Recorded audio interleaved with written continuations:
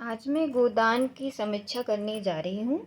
इससे पहले हमने पूरी गोदान वाचन करके वीडियो यूट्यूब पर लोड कर दिया है, तो आशा है आप उसे पढ़कर सुनकर वाचन को मेरी अपने परीक्षा में उपयोगी सिद्ध करेंगे, यानी उससे अपना परीक्षा में लाभ उठाएंगे। तो आज मैं समीक्षा करने जा रही हूँ गोदान का। तो जो आज हो पाएगा आज, नहीं तो फिर कल शेष भाग करूँगी। जैसा कि आप स्लाइड देख रहे हैं, ये मुंशी प्रेमचंद की तस्वीर है, चित्र जिसे कहते हैं हिंदी में। तो तस्वीर मुंशी प्रेमचंद का पहले हम थोड़ा जीवन परिचय देंगे। मुंशी प्रेमचंद का नाम धनपत राय था। मुंशी जी का जन्म 31 जुलाई सन 18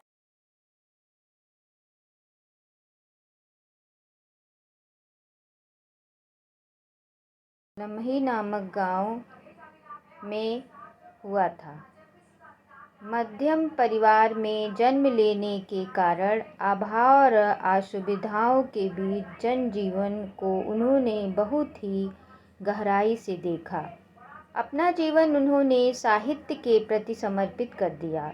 उन्हें महान उपन्यासकार, कथाकार और बहुत सी उपाधियों से सम्मानित किया गया है। 8 अक्टूबर सन 1936 को मुंशी जी का बीमारी के कारण निधन हो गया। 8 अक्टूबर सन 1936 में उनकी मृत्यु हो गई थी, जबकि ये उपन्यास है आपका गोदान। और 1880 में उनका जन्म हुआ था, 31 जुलाई के दिन। यह उपन्यास प्रेमचंद की महान रचना है, जिसमें भारत के किसानों की स्थिति पर प्रकाश डाला गया है। साथ ही भारतीय किसान के लिए उनके पशु के महत्व को शब्दों द्वारा चित्रित किया गया है। गरीब किसान जो महाजनों के कर्ज और लगान में दबकर जीने को मजबूर हैं, परंतु वह हिम्मत नहीं हारता है। उसकी पत्नी धनिया उन सारी व्यवस्थाओं के खिलाफ बार बार आवाज़ उठाती है। होरी एक जोड़ा बैल खरीदता है, पर उसका भाई उसे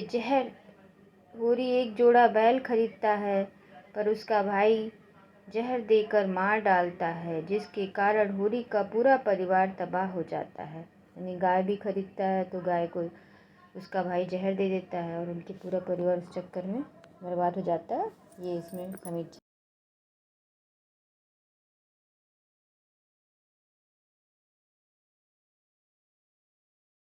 और कुछ के बारे में बताते हैं, कौन कौन से पात्र थे, क्या था। तो उपन्यास जो था होरी, उसमें होरी और धनिया मेन पात्र थे। तो और कौन कौन से पात्र थे यहाँ पर हम आपको बताते हैं। तो मुख्य पात्र थे होरी, धनिया,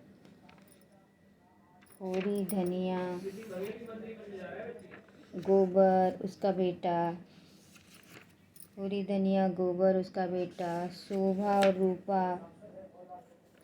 रूपा उनकी 2 बेटियां थीं। गोबर एक उनका बेटा था धनिया का। और तो इस तरह से है। यह 1936 ईस्वी में लिखा गया प्रेमचंद का अंतिम पूर्ण उपन्यास होने के साथ साथ हिंदी का महानतम उपन्यास माना जाता है। इसमें प्रेमचंद ने किसी एक समस्या को उठाने की बजाय तत्कालीन भारतीय समाज की लगभग हर समस्या को एक साथ उठाया। यही कारण है कि गोदान को भारतीय जीवन का महाकाव्य भी कहा जाता है। तो क्या कहा जाता है? महाकाव्य गोदान को। मुख्य पात्र इसमें होरी केंद्रीय पात्र, जो गरीब किसान है। धनिया होरी की पत्नी या सुझाव पात्र है। गोबर होरी का पुत्र। सोना और रूपा होरी की पुत्रियां। पंडित दाता दीन महाजन है। पंडित माता दीन दाता दीन का पुत्र है।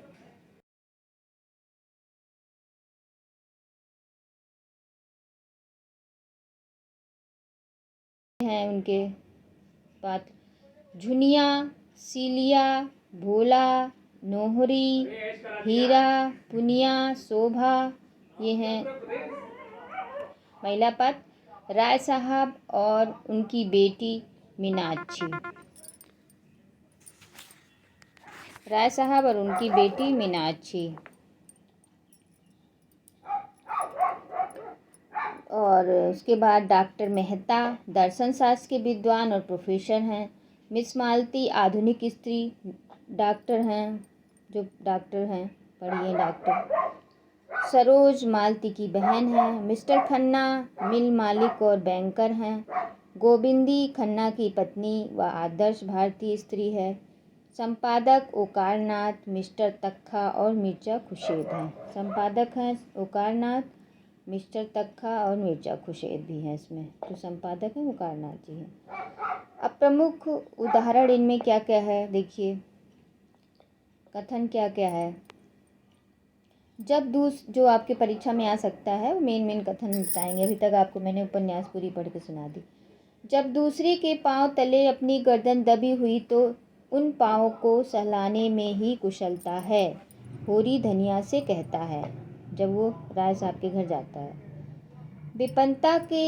विपन्नता के इस अथाह सागर में सौभाग्य ही वह तीर था जिसे पकड़े हुए वह सागर को पार कर रही थी। दरिद्रता में जो एक प्रकार की आदर्श दर्शता होती, वह निर्जरता जो तकाजे गाली मार से भी भयभीत नहीं होती, उसने उसे प्रोत्साहित किया।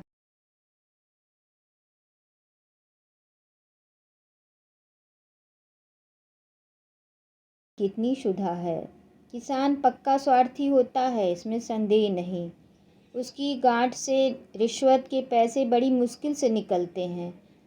भाव ताव में भी वह चौकस होता है। ब्याज की एक एक पाई छुड़ाने के लिए वह महाजन को की घंटों चिरौरी करता है। जब तक पक्का विश्वास न हो जाए कि वह किसी के फुसलाने में नहीं आता, लेकिन उसका संपूर्ण जीवन प्रकृति से स्थायी सहयोग है।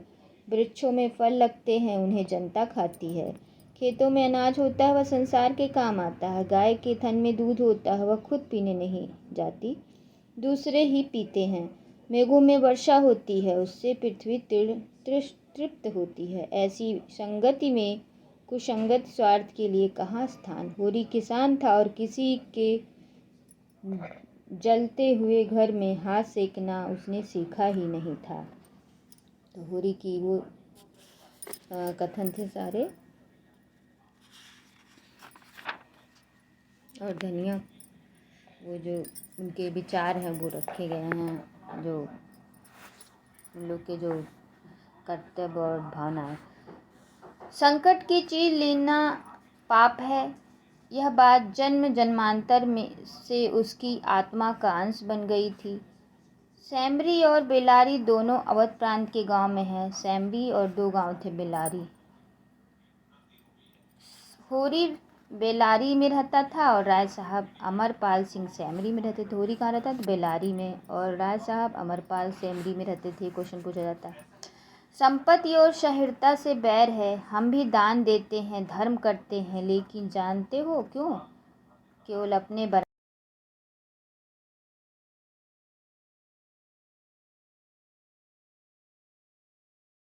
किसी पर डिग्री हो जाए, कुर्की आ जाए, बकाया मालगुजारी की इल्लत हो, हवालात हो जाए, किसी का जवान बेटा मर जाए, किसी को विधवा बहू निकल जाए, किसी को घर में आग लग जाए, कोई किसी वेश्या के हाथों उल्लू बन जाए या अपने असमियों के हाथ पिट जाए, तो उसके और सभी भाई उस पर हंसेंगे।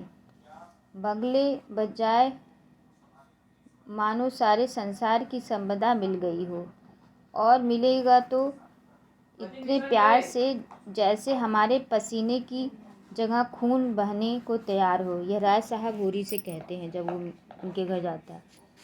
मेरे दुख को दुख समझने वाला कोई नहीं। उनकी नज़रों में मुझे दुखी होने का कोई अधिकार ही नहीं है।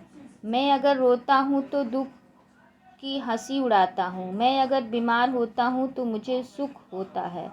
मैं अगर अपना ब्याह करके घर में कलह नहीं बढ़ाया तो यह मेरी नीच स्वार्थपरक है। अगर ब्याह कर लूँ तो वह विलासिता होगी। अगर शराब नहीं पीता तो मेरी कंजूसी है। शराब पीने लगूँ तो वह प्रजा का रक्त होगा। ये राय साहब होरी से कहते हैं। गरीबी में अगर ईर्ष्या या बैर है तो स्वार्थ के लिए या पेट के लिए। ऐसी ईर्ष्या और बैर को मैं साम्य समझता हूँ। हमारे मुंह की रोटी कोई छीन ले तो उसके गले में उंगली डालकर निकालना हमारा धर्म हो जाता है। अगर हम छोड़ दें तो देवता बड़े आदमियों की ईर्ष्या और बैर की ओर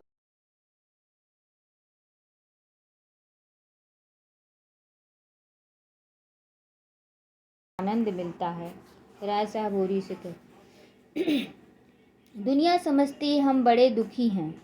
हमारे पास दुनिया समझती हम बड़े सुखी हैं। हमारे पास इलाके, महल, सवारियाँ, नौकर चाकर, कर्ज, वेश्याएं क्या नहीं है। लेकिन जिसकी आत्मा में बल नहीं, अभिमान नहीं, वह और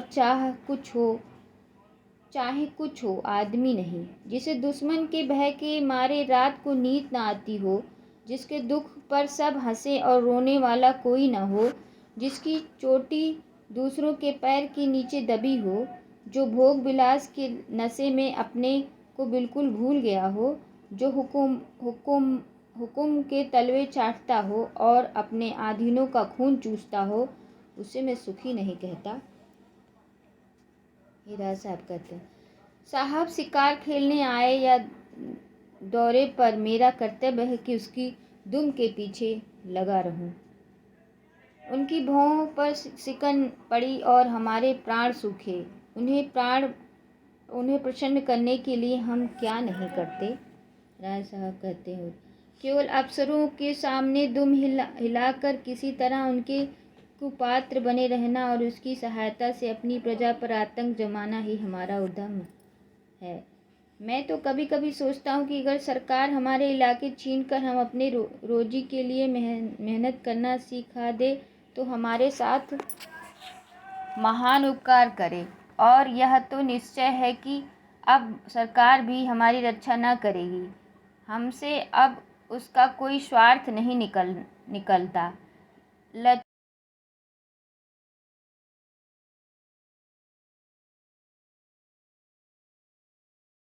तैयार बैठा हूँ।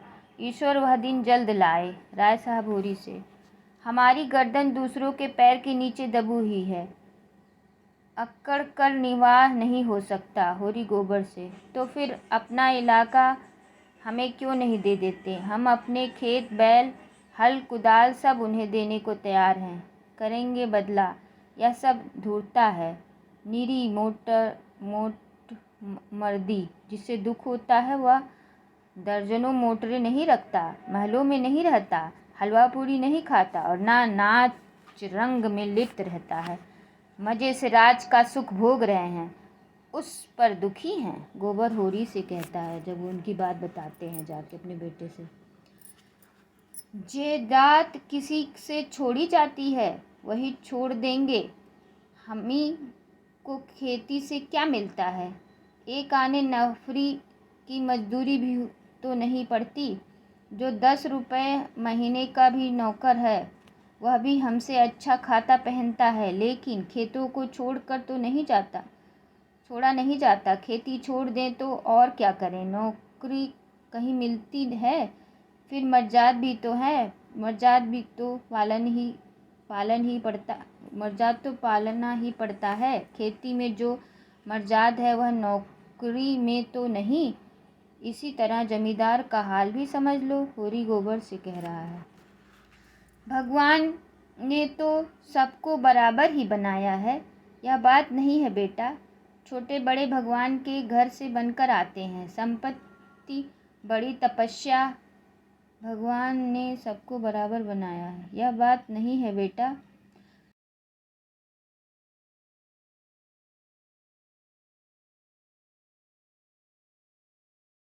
उनका आनंद भोग रहे हैं। हमने कुछ नहीं सचा तो भोगे क्या। गोबर होरी का संवाद, यानी गोबर होरी से संवाद कर। औरत को भगवान का सब कुछ दे, रूप ना दे, नहीं वह काबू में नहीं रहती। बांस काटने वाला चौधरी कहते। वैवाहिक जीवन में प्रभात में लालसा अपनी गुलाबी मादकता के साथ उदय होती है और हृदय में सारे आकाश को अपने माधुर्य की सुनहरी किरणों में रंजित कर देती है। फिर मध्य का प्रखर ताप आता है, छट छट पर बगुले उड़ते हैं और पृथ्वी कांपने लगती है। लालसा का सुनहरा आवरण हट जाता है और वास्तविकता अपने नग्न रूप में सामने आ खड़ी होती है। इसके बाद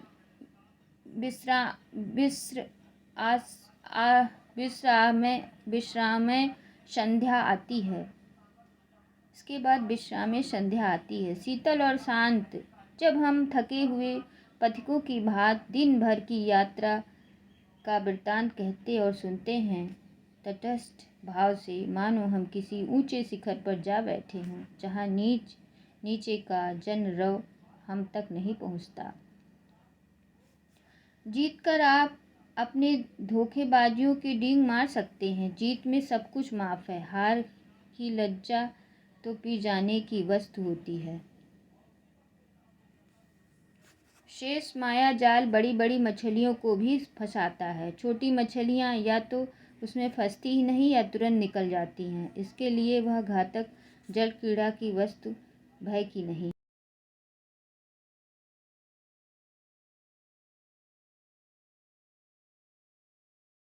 तो गली गली मिलते हैं। फिर भिक्षुक देता क्या है? आसिमों से तो किसी का पेट नहीं भरता, जुनिया गोबर से कहती है।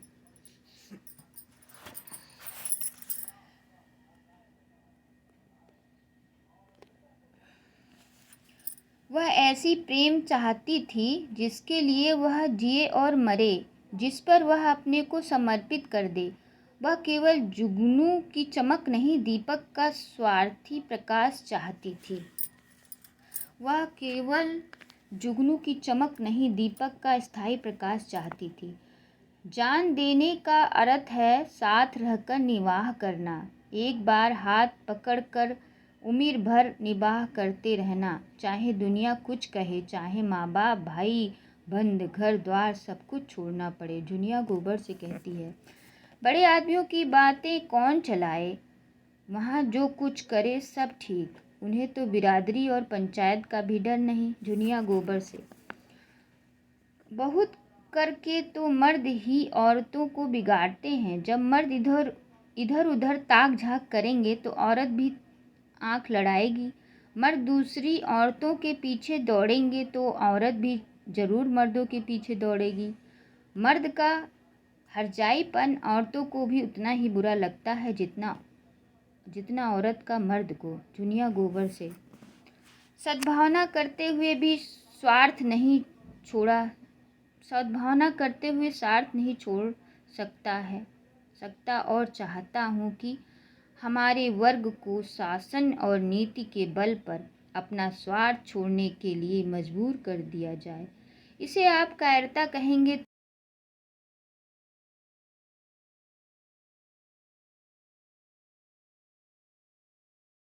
होने का अधिकार नहीं। उपजीवी होना घोर लज्जा की बात है। कर्म करना प्राणी मात्र का धर्म है। समाज की ऐसी व्यवस्था जिसमें कुछ लोग मौज करें और अधिक लोग पिसें और खपें, कभी सुखद नहीं हो सकती। पूंजी और शिक्षा, जिसे मैं पूंजी ही का एक रूप समझता हूँ, इनका किला जितनी जल्द टूट जाए उतना ही अच्छा है। जिन्हें पेट की रोटी मैसर नहीं, उनके अफसर और नियोजक 10-10, 5-5 हजार फटकारे। यह हास्यास्पद है और लज्जास्पद भी, राय साहब कह रहे हैं। मैं इस सिद्धांत का समर्थक हूँ कि संसार में छोटे बड़े हमेशा रहेंगे और उन्हें हमेशा रहना चाहिए। उसे मिटाने की चेष्टा करना मानव जात की सर्वनाश का कारण होगा। मिस्टर मेहता कहते हैं। आश्चर्य अज्ञान का दूसरा नाम है। मिस्टर मेहता कह रहे हैं, धन को आप किसी अन्याय से बराबर फैला सकते हैं, लेकिन बुद्धि को, चरित्र को और रूप को, प्रतिभा को और बल को बराबर फैलाना तो आपकी शक्ति के बाहर है। छोटे बड़े का भेद केवल धन से ही नहीं होता। मैंने बड़े बड़े धन कुबेरों को भिक्षुक के समान घुटने टेकते देखा है, और आपने भी देखा होगा। रूप के चौखट पर बड़े बड़े महीप नाक रगड़ते हैं। क्या यह सामाजिक विषमता नहीं है? आप रूस की मिसाल देंगे, वहाँ इसके सिवाय और क्या है कि मिल के मालिक ने राज कर्मचारियों का रूप ले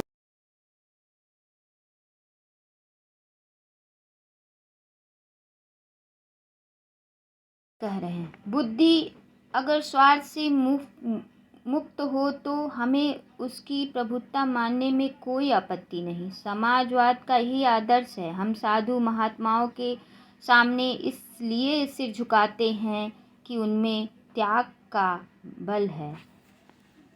इसी तरह हम बुद्धि के हाथ में अधिकार भी देना चाहते हैं, सम्मान भी, नेतृत्व भी, लेकिन संपत्ति किसी तरह नहीं।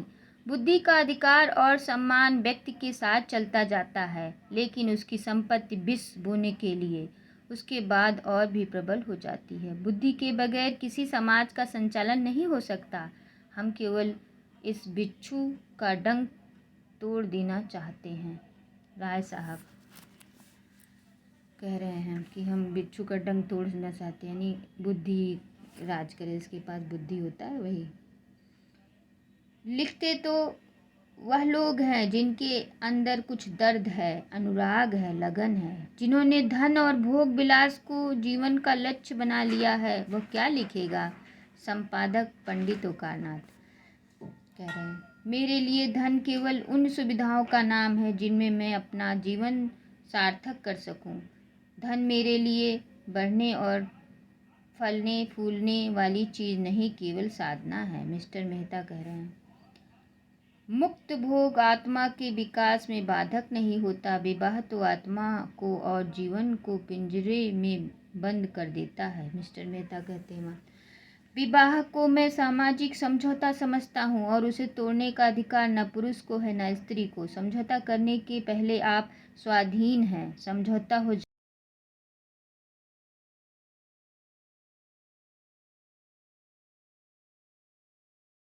हैं विवाहित जीवन को या अविवाहित जीवन को, समाज की दृष्टि से विवाहित जीवन को, व्यक्ति की दृष्टि से अविवाहित जीवन को। मालती मेहता संवाद। मालती मेहता से कहते, मैं उस आदमी को आदमी नहीं समझता जो देश और समाज की भलाई के लिए उद्योग ना करे और बलिदान ना करे। मुझे क्या अच्छा लगता है कि निर्जीव किसानों का रक्त चूसूं और अपने परिवार वालों की वासनाओं की तृप्ति के साधन जुटाऊं, मगर करूं क्या? जिस व्यवस्था में पला और जिया, उससे घृणा होने पर भी उसका मोह त्याग नहीं सकता और उसे चरखे में रात दिन पड़ा रहता हूँ कि किसी तरह इज्जत आबरू बची रहे और आत्मा की हत्या ना होने पाए। राय साहब कह रहे, मुझे अब इस डेमोक्रेसी में भक्ति नहीं रही। जरा सा काम और महीनों की बहस। हाँ, जनता की आंखों में धूल झोंकने के लिए अच्छा स्वांग है। इससे तो अच्छा है कि एक गवर्नर रहे, चाहे वह हिंदुस्तानी हो या अंग्रेज। इससे बहस नहीं। एक इंजन जिस गाड़ी को बड़े मज़े से हजारों मील खींच ले जा सकता है, उसे 10,000 आदमी मिलकर भी इतनी तेज़ी से नहीं खींच सकते। मैं तो यह सारा तमाशा देखकर कौशल से बेजार हो गया हूँ। मेरा बस चले तो कौशल में आग लगा दूँ। जिसे हम डेमोक्रेसी कहते हैं, वह व्यवहार में बड़े बड़े व्यापारियों और जमींदारों का राज्य है और कुछ नहीं। चुनाव में वही बाजी ले जाता है जिसके पास रुपए हैं। रुपए के जोर में उसके लिए सभी सुविधाएं तैयार हो जाती हैं। बड़े बड़े पंडित, बड़े बड़े मौलवी, बड़े बड़े लिखने और बोलने वाले, जो अपनी जबान और कलम से